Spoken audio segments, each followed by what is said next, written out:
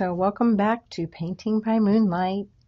We're going to be working in our journals for this lesson and pretty much just taking those same techniques that we've been doing and applying them in a different way. I'm going to give it a little bit of a twist on this one.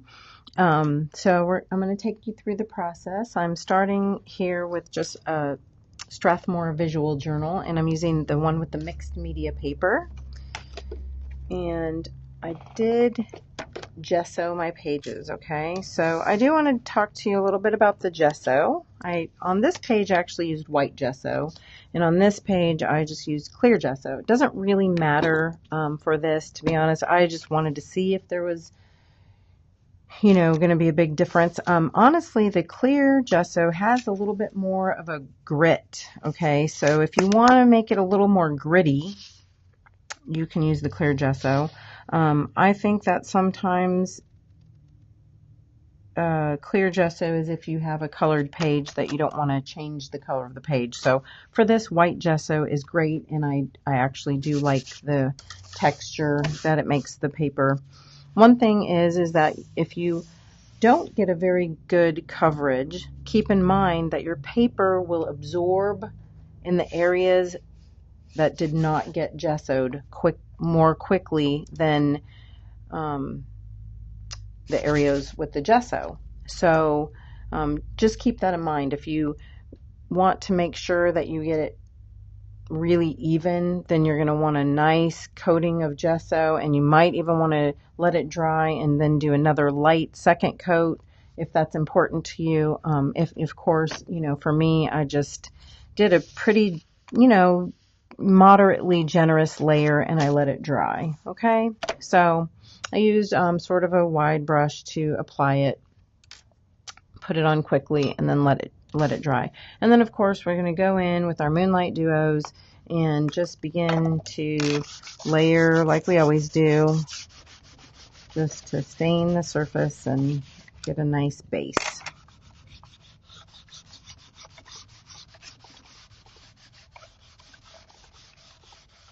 And again, if you need, if you feel like your pad isn't quite moving enough or juicy enough, then you might want to give it a quick cleaning and then a re-inking if you need to feel it move a little bit more. And then just layering color and moving it with either a paper towel or a baby wipe, depending on how much you want to pull away, how streaky you're getting and things like that. This is a paper towel. And this is a baby wipe.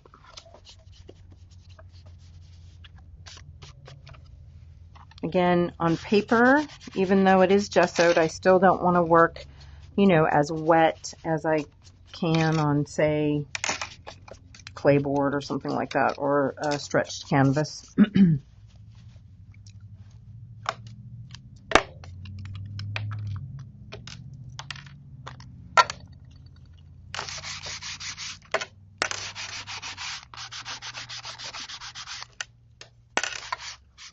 Now, yellow is a really strong color, so I want to try to work with that sort of moderately at first, at least.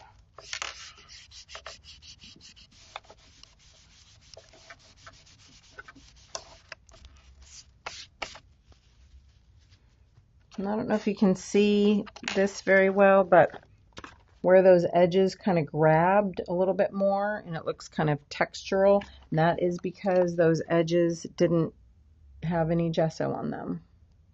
But it can be a great look too, so just adds another little bit of dimension.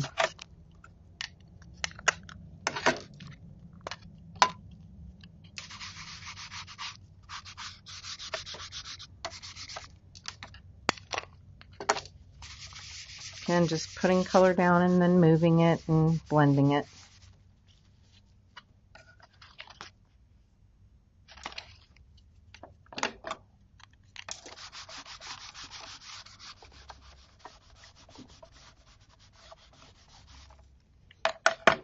Let's see how I did get that pretty yellow, so I can lay down some of that hue and then just really try to move it with my tinting pad.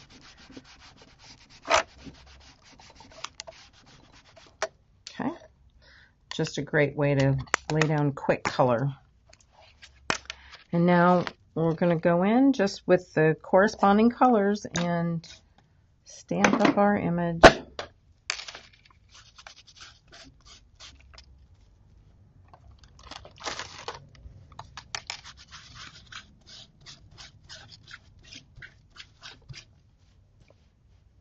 So sometimes if your cling stamps, if you find that they won't cling quite as nicely as they did when they were new. Now I'm not having a problem with this one. This has a nice surface on it, but say that you're getting a stamp that doesn't want to cling to your acrylic block, just maybe use a little bit of temporary adhesive on your acrylic block.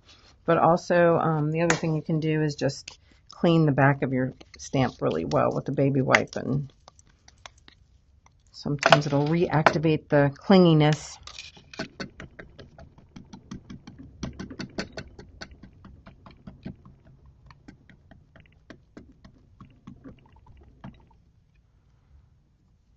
I'm going to give my ink pad a little shot of bright sky blue.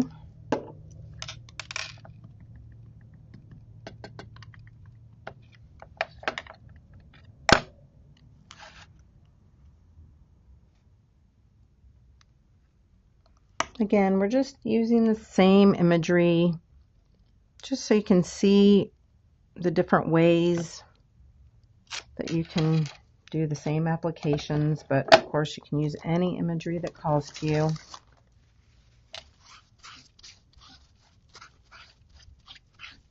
Doing it this way is sort of fun because, you know, you can do a 2-page spread at once.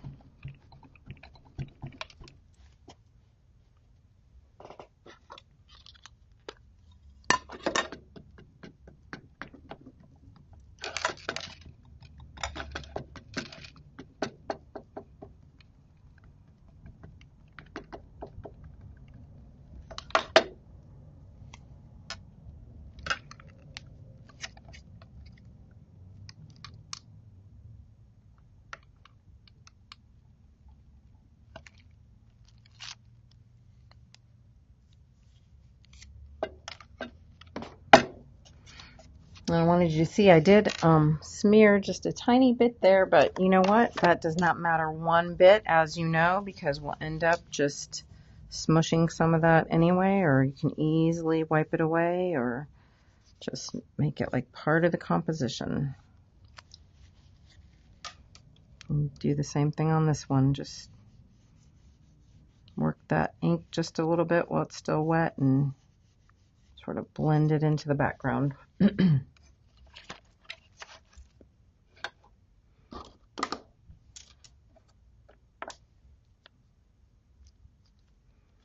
Next, we'll do our little ring around the moon face.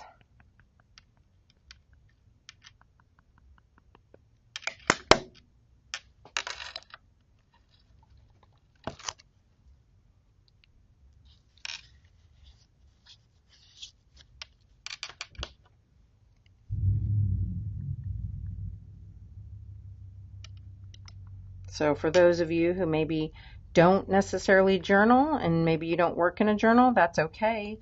You could do a little diptych using the art bites or some canvas panels like we created in the last video. But hopefully this will, you know, get you inspired to try working in a journal, and you can come up with some really great quotes about the moon or the sun or just whatever, you know, song lyrics, anything you like.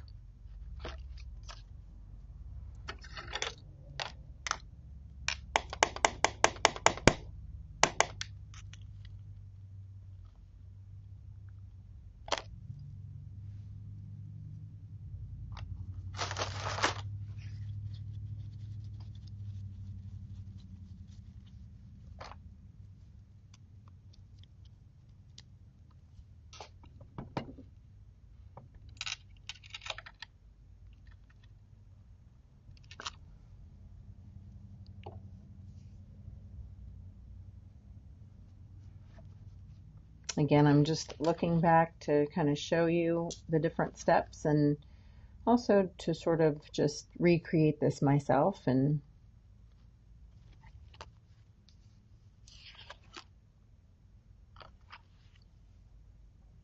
on this one I used this planetary stencil.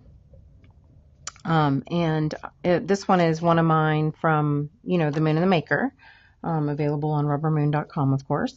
But I just used, I actually cut the sides of my stencil because on a lot of the 5x7 stencils, see like this one, there's that little outside edge. And on my chopper, I cut part of it off so I could get closer in when I have a spiral bound journal. So that hopefully is a helpful tip for you. And then I just chose different parts of the stencil to use, and I took a little cosmetic sponge. And again, just some of the same corresponding colors, trying to sort of work in my limited color palettes on each side for like warm and cool colors.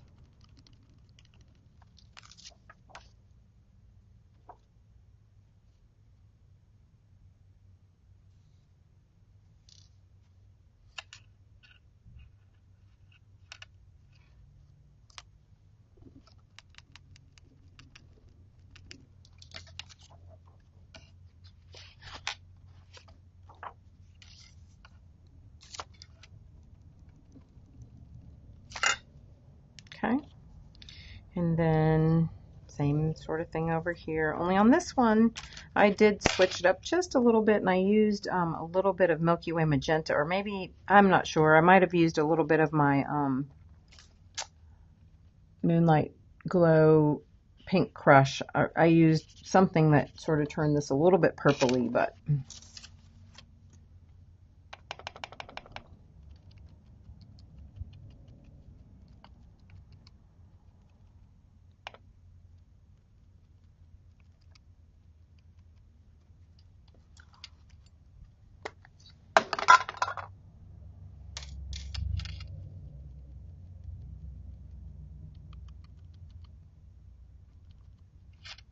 just a little bit of shading. I took a little bit darker of a color and did it on the edges just for a little gradient there.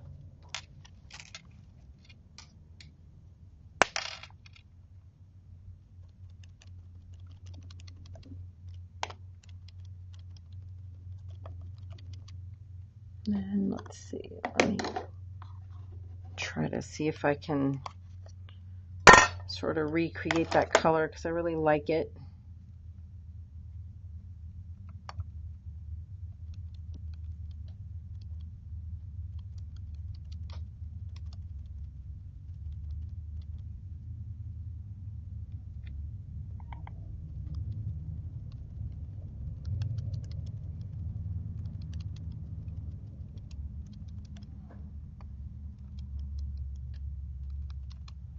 Well, maybe not quite exactly, but that worked pretty well.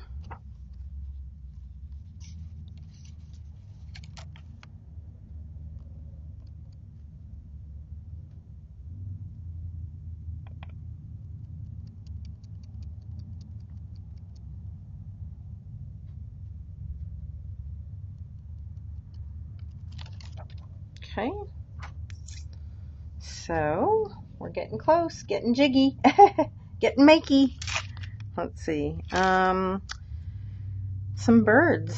Of course, this really is a nice filler. Of course, you could use all sorts of other imagery. I could put just more stars and, clouds or something like that, but I'm really fond of the birds. So I am going to clean this off a little bit because I don't want that some of my pinks and blues to transfer onto there. So normally I'm not too worried about cleaning my stencils, but in this case I really don't want that color to transfer, so I'm going to try my best to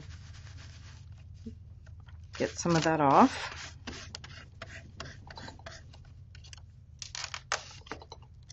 So we'll see. I don't know. I might have to spend a little more time cleaning it than that for it to be, pristine, but that's okay.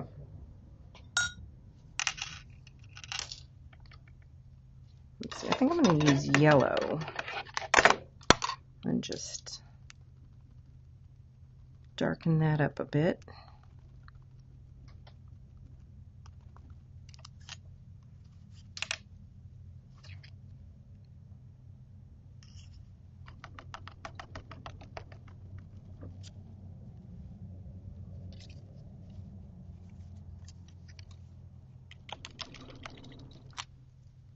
Okay, that looks pretty good. And then we're going to do some blue ones on the other side.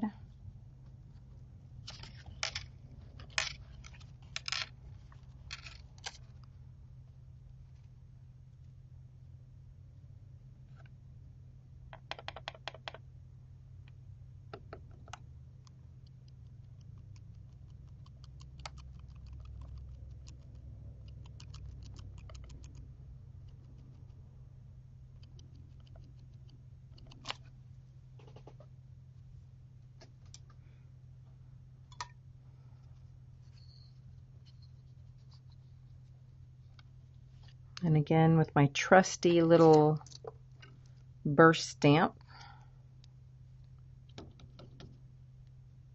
Actually, it's so trusty, I have two of them here.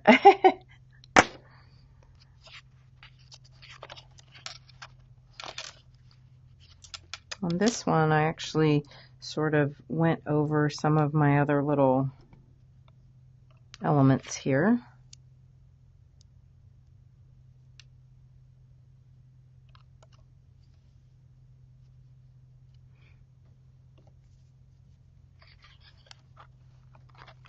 Just going to work on the face a little bit and around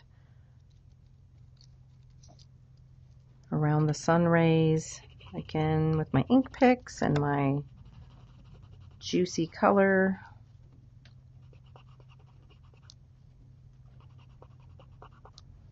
I know if you're practicing and playing along, then you're probably getting pretty good at this by now too, and you can definitely, the nice thing about it, when you get so comfortable with something like this, then it just sort of morphs into your own creation with your own touch and your own color palette, and it's just a matter of getting comfortable with the techniques. And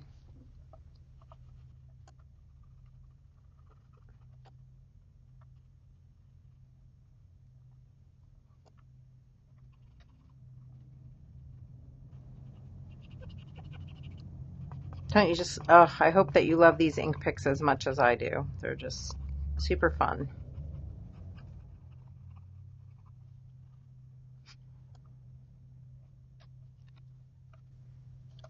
And remember, again, you can always squeeze out a little bit of your white onto your craft mat or your palette and use white ink to go in.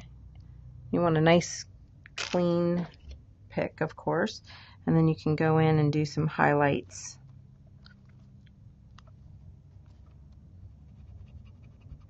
Tip of the nose, chin, cheekbones.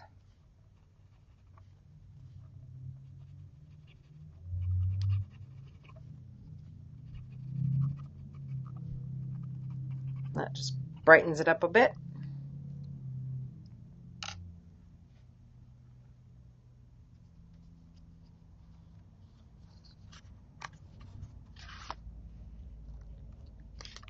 Of course, this page seems much deeper to me, so of course I could just keep going. I also could take something like my Coral Fire Moon Glow and really just hit some of these areas and really make it pop, brighten it up.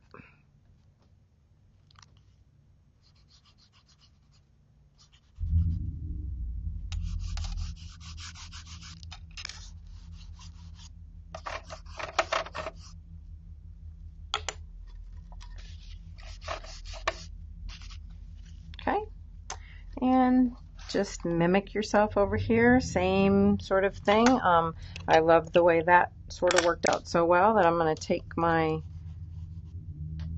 Blue Moon Glow and sort of hit some of these areas as well.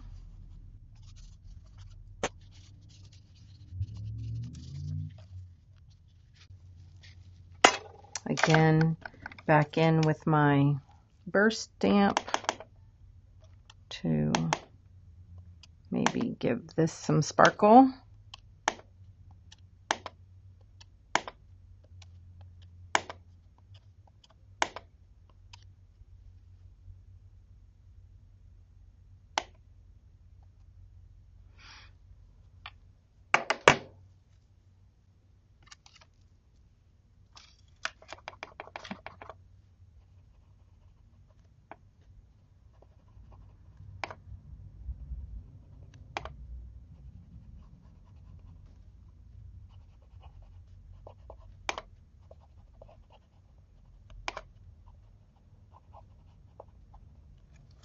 Filling in, and I might take a little bit of my lunar lilac to this and just give a little bit of contrast in here.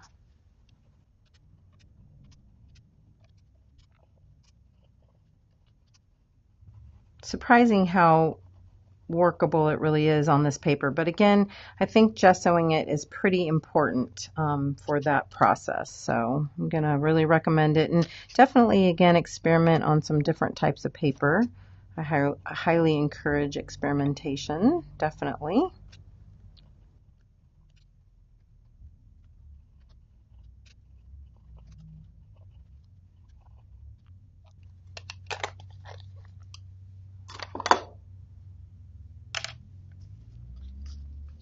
Okay, just again sort of referencing back over to this one a little bit.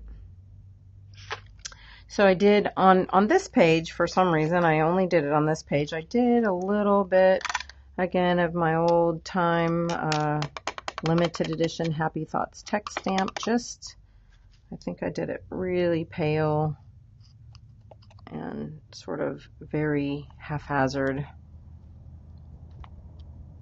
Just where it could barely be discernible as light little text words in the background.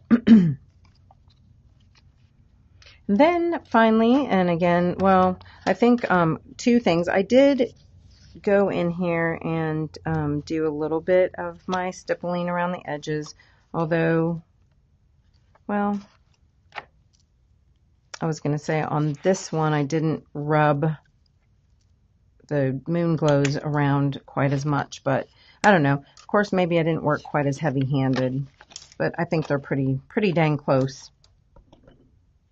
So I think it's going to be just fine. Of course, that's the great thing about handmade art, is no two are ever exactly alike. And I was going to actually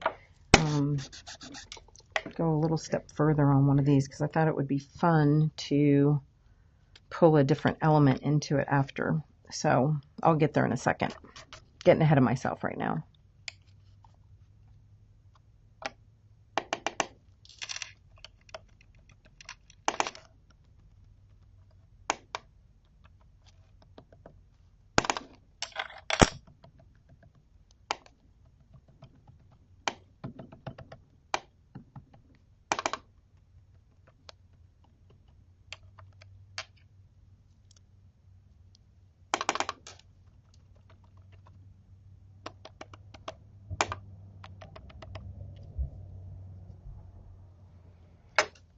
Let's see if this one has, yes, orange on it. So it's kind of good in a way to have a couple of these so you can, if you're working with it with different colors, you don't have to worry about it, you know, getting contaminated as much. And here I thought I was being silly by having two, but aha, it served a purpose. I'm going to go ahead and add a bit of the sparkle around here again. You know, this astral stamp has these flowers and a ring around it, but I don't want to color them in, so I just want to over stamp it using that, and I think it just adds another little layer.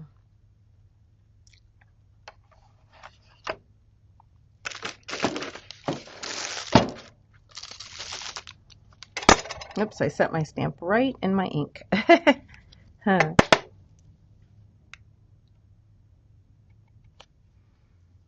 Won't be the first time, won't be the last.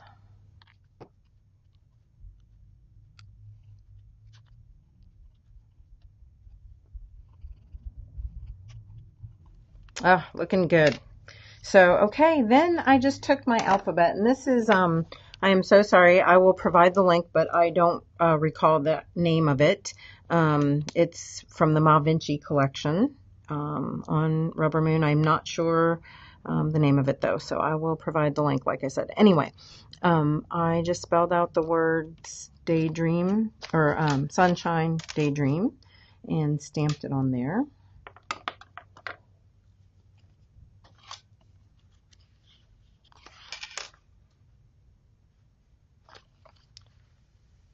Of course, if you wanted to, you know, color in the eyes or whatever, keep pushing it a step further, you can do that. I left lots of spaces if I wanted to actually write over the top, and I thought that would be a fun thing to do, is to then take like a white Sharpie marker. This is why I was saying we were going to do it with a little bit of a twist. So I'm actually going to put a piece of paper between these two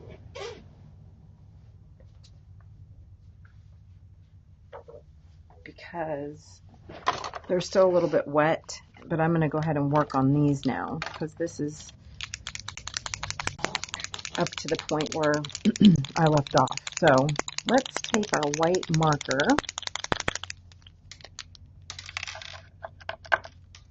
You got to get a good one, so I'm not sure which one of these is better.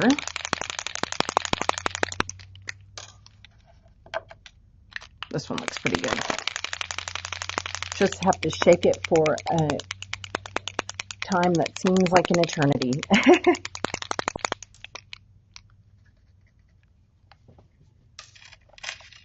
So this is where it would be fun to then maybe do some over journaling or some doodling if you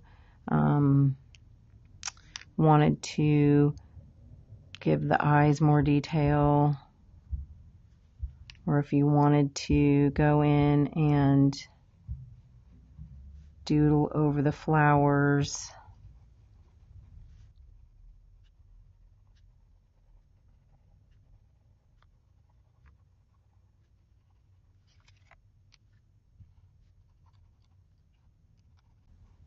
Just have some fun with it, and really this is where you can really make it your own. If you wanted to, you know, put the date, what is today's date? Let's say, you know, September.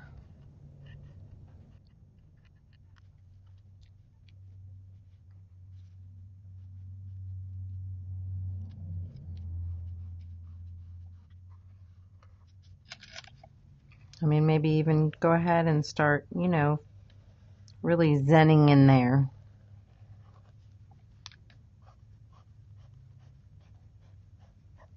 Just be free and have a good time and enjoy, you know, following some of those lines, and again, just sort of making it your own.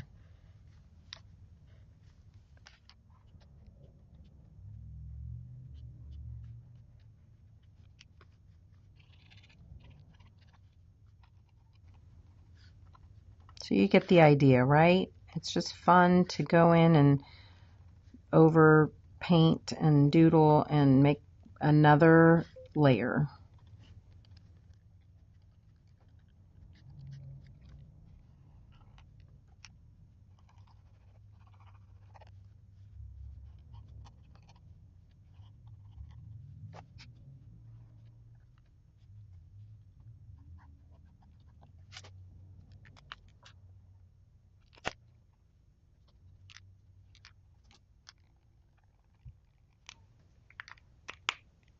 So of course you wouldn't have to use a white paint pen. You can use whatever color pens or markers that you you know, that you have or that you want. I think though a paint marker will hold up better than if you tried to use like a, you know, regular felt tip pen. Although I mean, I really think you could.